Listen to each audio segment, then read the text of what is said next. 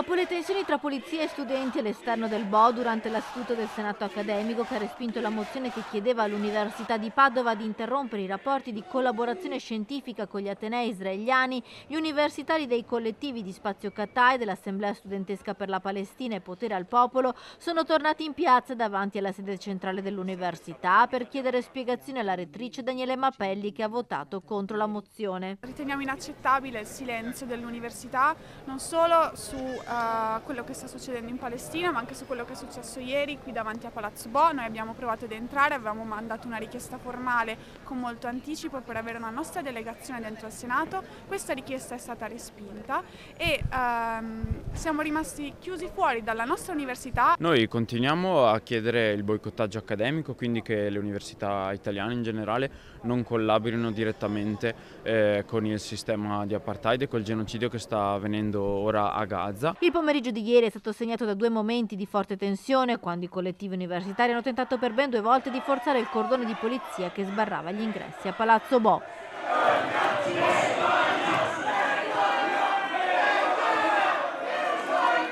Vogliamo sapere chi è stato a richiedere la presenza della polizia così massiccia ieri durante il Senato accademico per tenere fuori studenti e studentesse. Per questo pretendiamo un incontro con la rettrice e delle dichiarazioni.